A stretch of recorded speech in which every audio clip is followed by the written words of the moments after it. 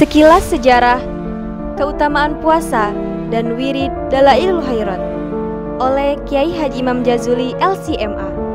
Dikutip dari tribunnews.com 13 Februari 2021.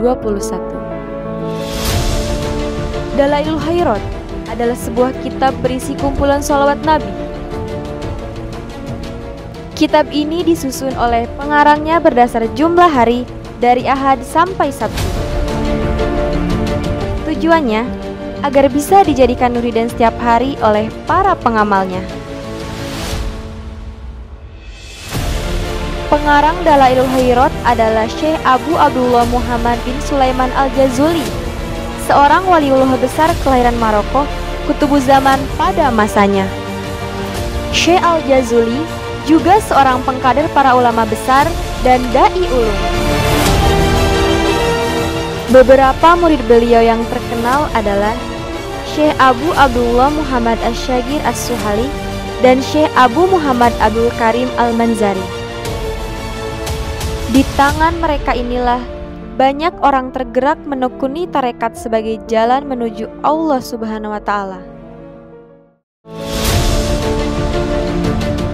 Banyaknya umat muslim kala itu mengamalkan Dalailul Khairat. Jumlah murid yang menimba ilmu dari Syekh Jazuli terhitung 12.765 orang. Mereka datang dari berbagai penjuru kota dengan latar belakang sosial yang beragam.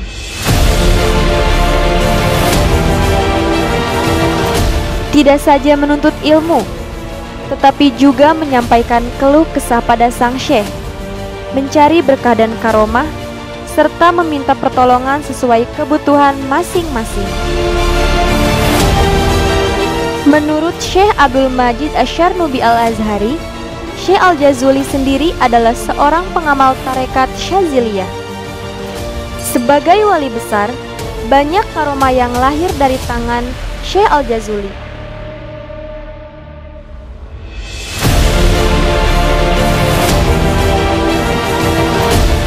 Sebagai kumpulan kitab sholawat Nabi, Dalailul Khairat mendatangkan manfaat yang luar biasa bagi umat.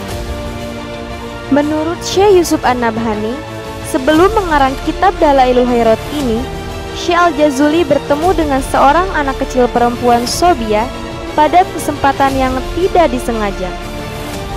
Gadis kecil ini digambarkan sebagai seorang yang penuh karomah karena mengamalkan sholawat Nabi.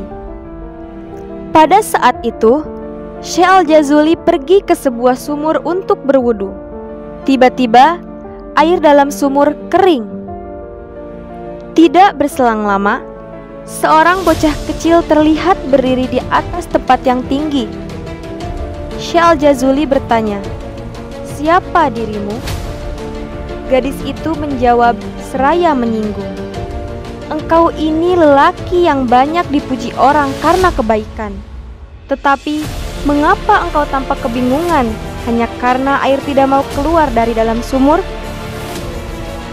Perempuan kecil itu meludah ke atas tanah. Atas izin Allah Subhanahu wa Ta'ala, air menyembur ke permukaan. Syekh Al-Jazuli pun berwudu menggunakan air yang muncul karena karomah itu. Selesai berwudu, Syekh bertanya, "Dari mana engkau mendapatkan derajat mulia semacam ini?"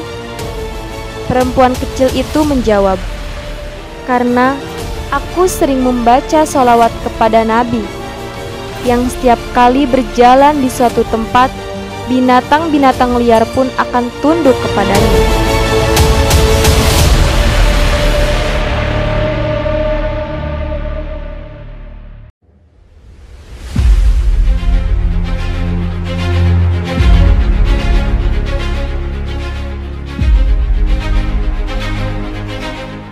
Mendengar jawaban puitis semacam itu, hati Syekh Al-Jazuli tergetar, lalu berkomitmen mengarang kitab Dalailul Khairat yang berisi sholawat penuh pujian puitis atas Kanjeng Nabi Muhammad SAW.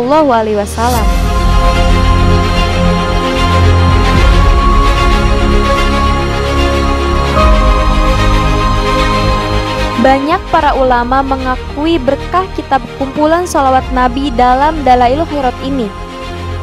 Syekh Muhammad Al-Mahdi Al-Fasi mengatakan, kitab Dalailul Khairat sungguh betul-betul media Allah melimpahkan berkah dan kenikmatan kepada semua hambanya. Dari ujung barat sampai timur, tidak ada kumpulan sholawat yang lebih indah dan mengagumkan dibanding Dalailul Khairat.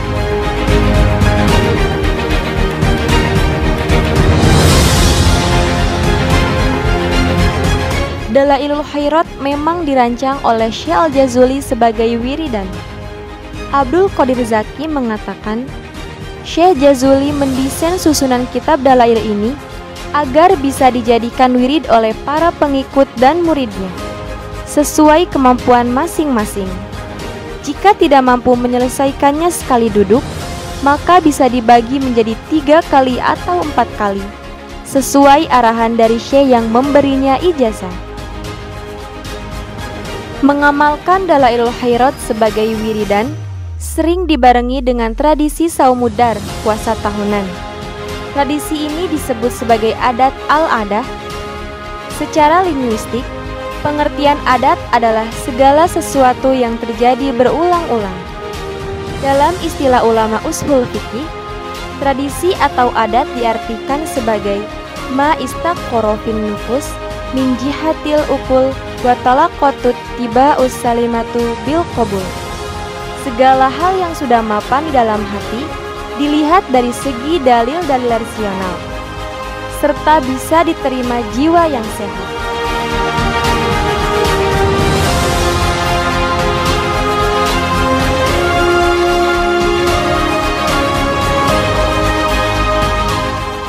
Tradisi puasa tahunan Saumud Dahar ini kemudian lebih dikenal sebagai puasa Dalail, yang artinya Saumud Dahar yang diamalkan bersamaan dengan mengamalkan Dalailul Khairat. Tradisi puasa Dalail ini sudah terkenal di kalangan umat muslim, baik di Indonesia maupun Timur Tengah. Melati Ismaila Rafi'i mengatakan, masyarakat muslim di sekitar pondok pesantren Jawa Tengah mengenal puasa Dalail, yaitu puasa yang dilaksanakan selama 3 tahun secara berturut-turut. Pelaksanaan puasa Dalail dibarengi dengan pembacaan wirid Dalailul Khairat setiap hari. Namun, sebelum melaksanakan puasa Dalail, seorang pelaku harus terlebih dahulu meminta izin kepada guru atau mujis yang memberikan restu. Praktik puasa Dalail ini berlandaskan hadis-hadis tentang keutamaan Saumud Dahar atau puasa tahunan. Wallahu a'lam bishawab.